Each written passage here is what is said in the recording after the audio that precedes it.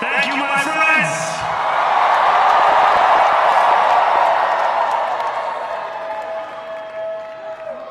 The sun may have set over our city this evening, but as Eugene Debs once said,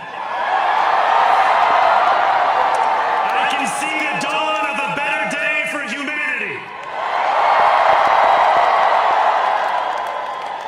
For as long as we can remember, the working people of New York have been told by the wealthy and the well-connected that power does not belong in their hands. Fingers bruised from lifting boxes on the warehouse floor, palms calloused from delivery bike handlebars, knuckles scarred with kitchen burns. These are not hands that have been allowed to hold power. And yet, over the last 12 months, you have dared to reach for something greater. Tonight, against all odds, we have grasped it.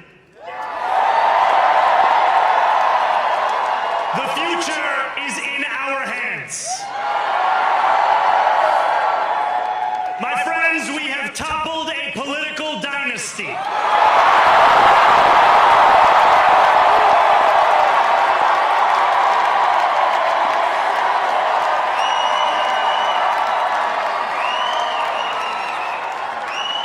I wish Andrew Cuomo only the best in private life. But let tonight be the final time I utter his name as we turn the page on a politics that abandons the many and answers only to the few.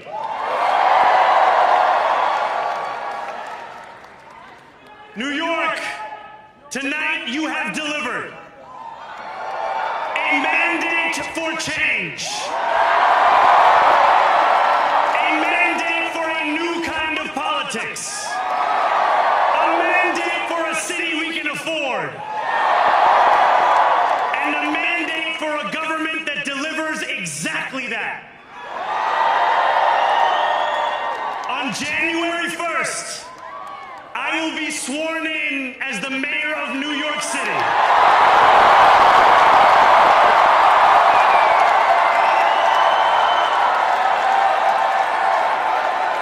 And that is because of you. So before I say anything else, I must say this. Thank you. Thank you to the next generation of New Yorkers who refused to accept that the promise of a better future was a relic of the past. You showed that when politics speaks to you without condescension, we can usher in a new era of leadership. We will fight for you because we are you. Or as we say on Steinway, ana minkum wa ilaykum.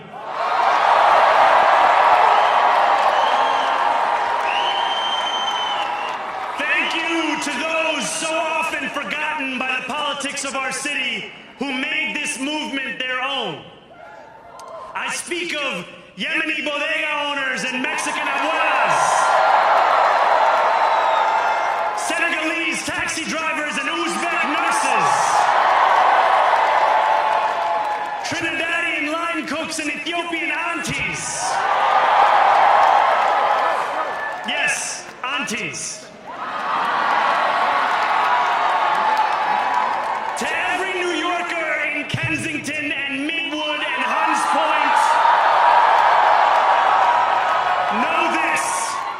This city is your city, and this democracy is yours too.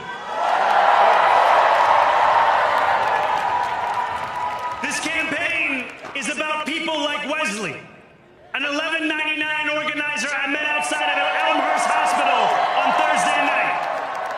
A New Yorker who lives elsewhere, who commutes 2 hours each way from Pennsylvania because rent is too expensive in this city. It's about people like the woman I met on the BX 33 years ago, who said to me, I used to love New York, but now it's just where I live. And it's about people like Richard, the taxi driver I went on a 15-day hunger strike with outside of City Hall, who still has to drive his cab 7 days a week. My brother, we are in City Hall now.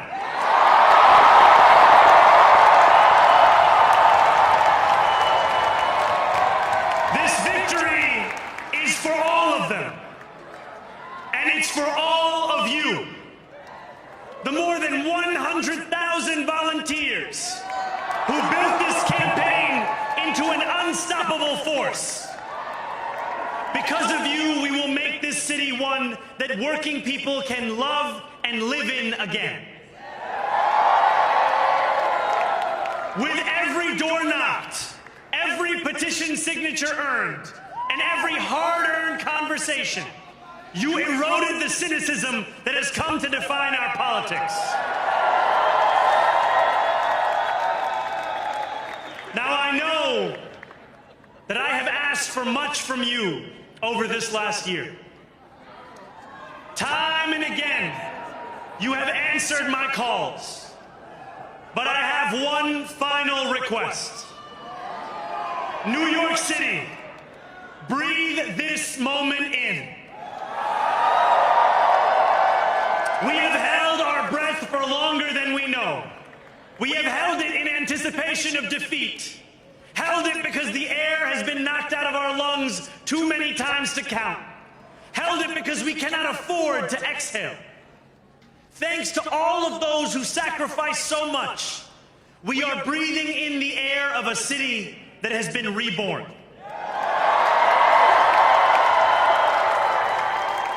To my campaign team, who believed when no one else did, and who took an electoral project and turned it into so much more, I will never be able to express the depth of my gratitude. You can sleep now. To my parents, Mama and Baba,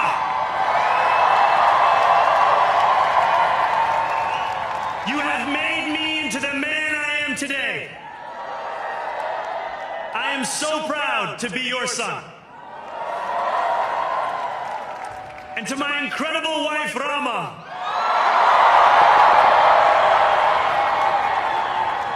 Hayati, there is no one I would rather have by my side in this moment and in every moment. To every New Yorker, whether you voted for me, for one of my opponents, or felt too disappointed by politics to vote at all, thank you for the opportunity to prove myself worthy of your trust. I will wake each morning with a singular purpose: to make this city better for you than it was the day before. There are many who thought this day would never come, who feared that we would be condemned only to a future of less, with every election consigning us simply to more of the same. And there are others who see politics today as too cruel for the flame of hope to still burn. New York, we have answered those fears. Tonight we have spoken in a clear voice. Hope is alive.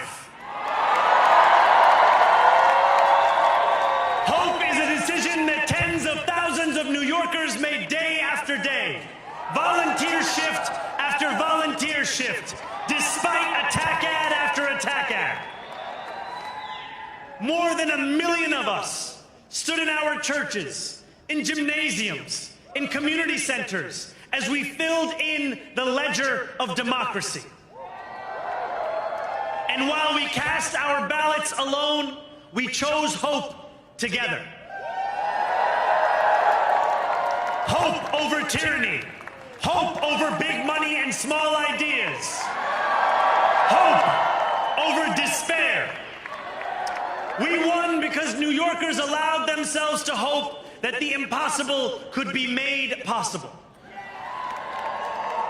And we won because we insisted that no longer would politics be something that is done to us. Now it is something that we do.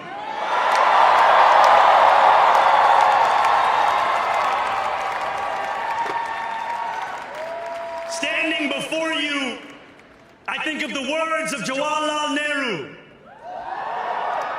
A moment comes but rarely in history when we step out from the old to the new, when an age ends and when the soul of a nation long suppressed finds utterance. Tonight we have stepped out from the old into the new. So let us speak now with clarity and conviction that cannot be misunderstood about what this new age will deliver and for whom. This will be an age where New Yorkers expect from their leaders a bold vision of what we will achieve, rather than a list of excuses for what we are too timid to attempt. Central to that vision will be the most ambitious agenda to tackle the cost of living crisis that this city has seen since the days of Figueroa LaGuardia.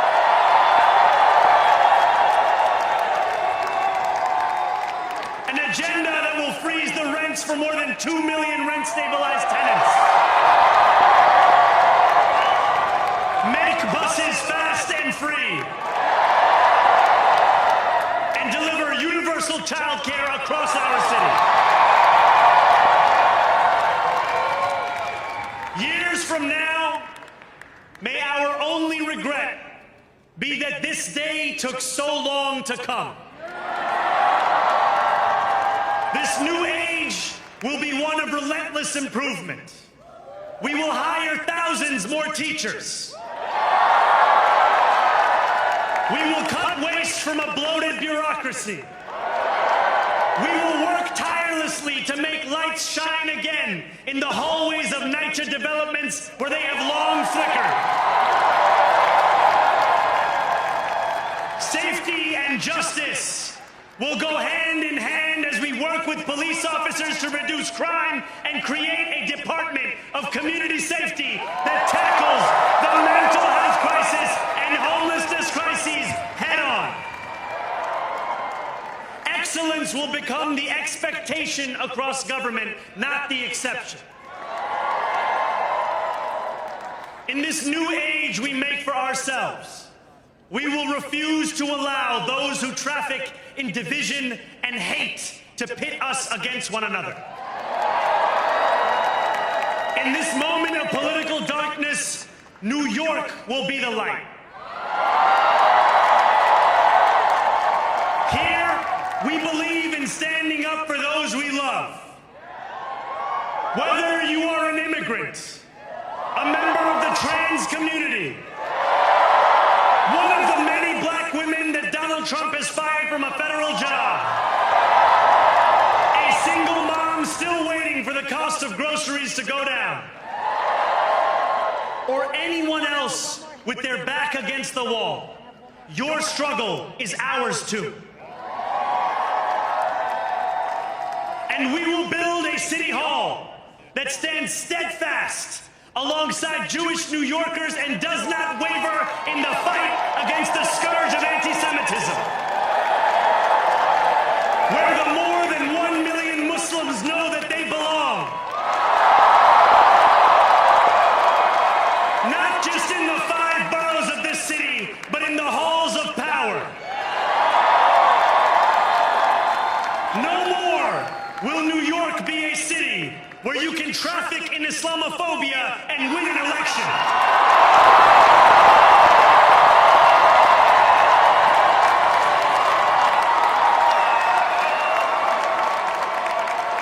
This new age will be defined by a competence and a compassion that have too long been placed at odds with one another. We will prove that there is no problem too large for government to solve and no concern too small for it to care about. For years, those in City Hall have only helped those who can help them. But on January 1st, we will usher in a city government that helps everyone.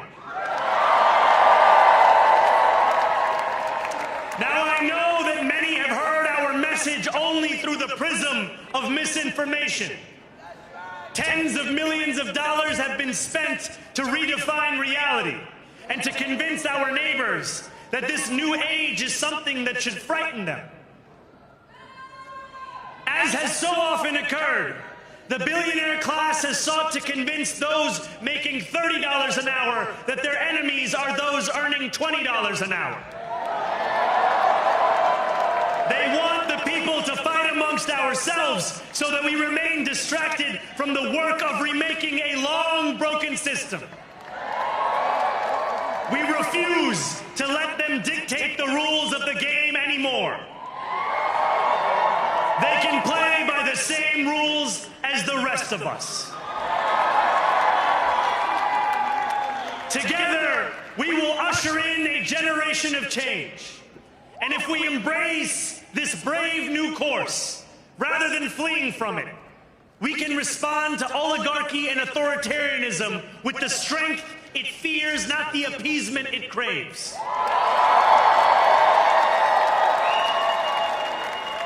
After all, if anyone can show a nation betrayed by Donald Trump how to defeat him, it is the city that gave rise to him.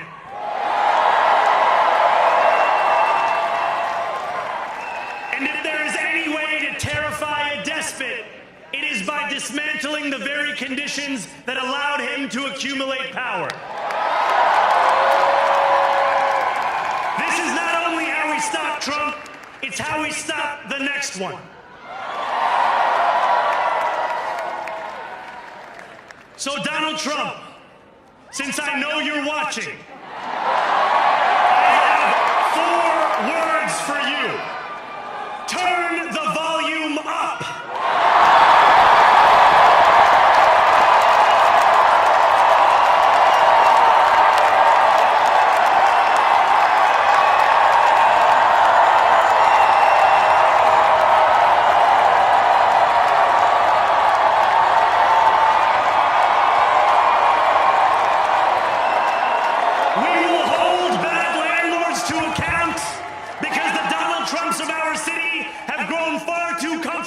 Taking advantage of their tenants. We will put an end to the culture of corruption that has allowed billionaires like Trump to evade taxation and exploit tax breaks. We will stand alongside unions and expand labor protections because we know, just as Donald Trump does, that when working people have ironclad rights, the bosses who seek to extort them become very small indeed. New York will remain a city of immigrants, a city built by immigrants, powered by immigrants, and as of tonight, led by an immigrant.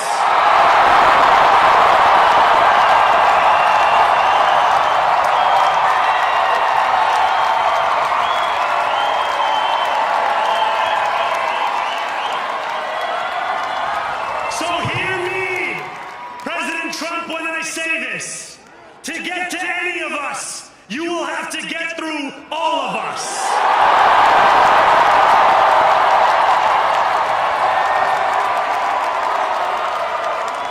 When we enter City Hall in 58 days, expectations will be high. We will meet them. A great New Yorker once said that while you campaign in poetry, you govern in prose. If that must be true, let the prose we write still rhyme and let us build a shining city for all. And we must chart a new path, as bold as the one we have already traveled. After all, the conventional wisdom would tell you that I am far from the perfect candidate. I am young, despite my best efforts to grow older. I am Muslim. I am a democratic socialist.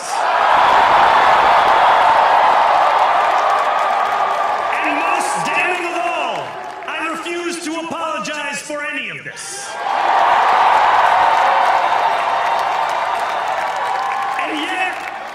tonight teaches us anything, it is that convention has held us back.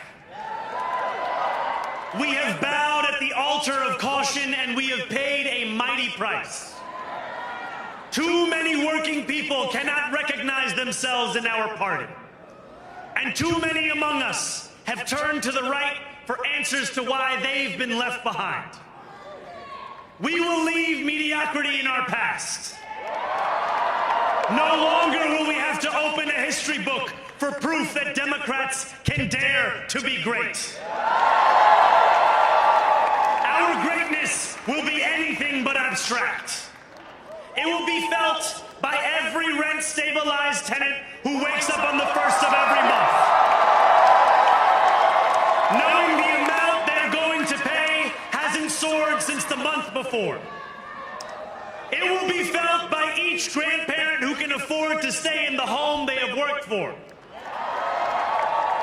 and whose grandchildren live nearby because the cost of childcare didn't send them to Long Island. It will be felt by the single mother who is safe on her commute and whose bus runs fast enough that she doesn't have to rush school drop-off to make it to work on time. And it will be felt when New Yorkers open their newspapers in the morning and read headlines of success, not scandal. Most of all, it will be felt by each New Yorker when the city they love finally loves them back. Together, New York, we're going to freeze Together, New York, we're going to make buses fast and together, New York, we're going to deliver universal. Let the words we've spoken together, the dreams we've dreamt together, become the agenda we deliver together.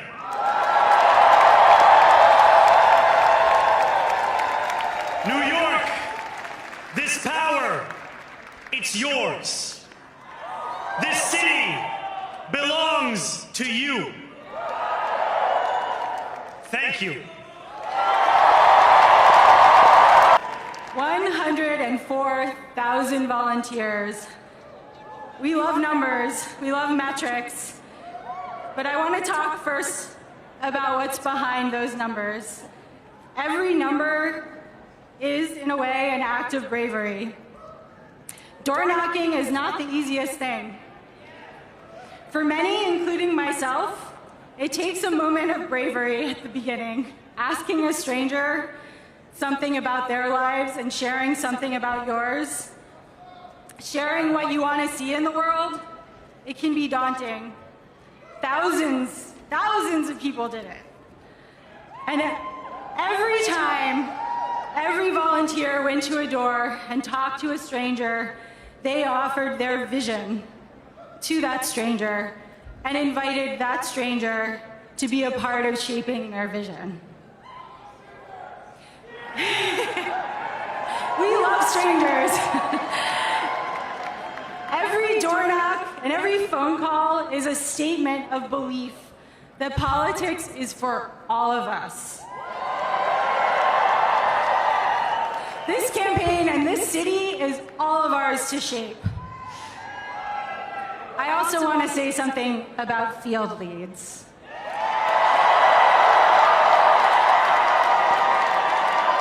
All of our canvases,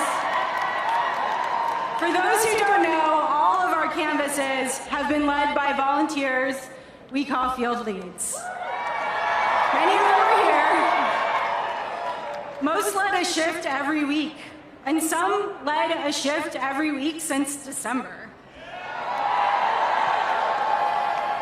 And every time they led a canvas, and they were the ones welcoming new volunteers into our movement.